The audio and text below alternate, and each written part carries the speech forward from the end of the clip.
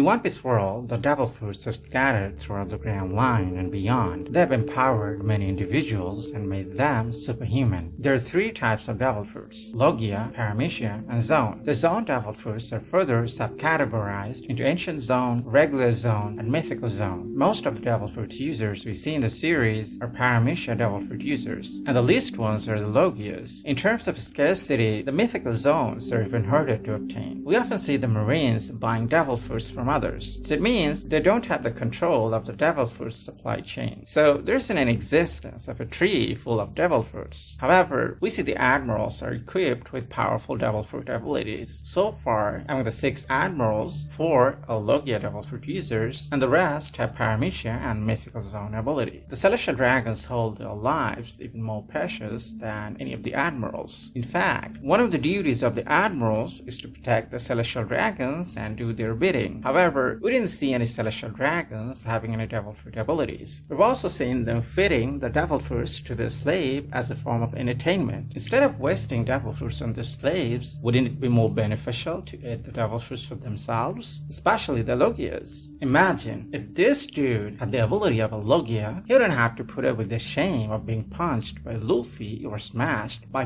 Guard. If they can give it to their admirals or their slaves, why don't they have those devil fruits for themselves? What's the problem? The Celestial Dragons call themselves gods, and the place they reside is called the Abode of the Gods. Gods and devils are arch enemies. They cannot coexist together. However, there is only one exception in the world, and that is Monkey D. Luffy. He ate a devil fruit that has the power of a god, Sun God Nika. This is really puzzling. Why don't the Celestial Dragons increase their strength eating devil fruits? I think it has something to do with the national treasure of Marijoa. In the first chapter of the series, we learn that people who have the devil fruit abilities get enchanted by the sea devils. Whoever among the Celestial Dragons eat the devil fruit would get tainted by the devil and lose the blessings of national treasure of Marijoa. Inside Marijoa, the existence of national treasure is not a secret. Doflamingo, when he was a child, stumbled upon the national treasure of Marijoa, and the other Celestial Dragons chased him because he learned their secret. But that doesn't sound convincing. According to Doflamingo, if Law performs eternal youth surgery on him, he will be able to control the national treasure. If Doflamingo can use it despite being a devil fruit user, so can others. So it has nothing to do with the national treasure. Perhaps there's another secret that Doflamingo isn't aware of. Maybe because of that, Imu might have ordered the Gorosei not to have any devil fruit users among the Celestial Dragons. The Tenryubito call themselves gods, and Imu-sama is the king of the gods. So how can he let others get enchanted by the devils right under his nose? It's an insult to his authority, and definitely Imu's not gonna allow that.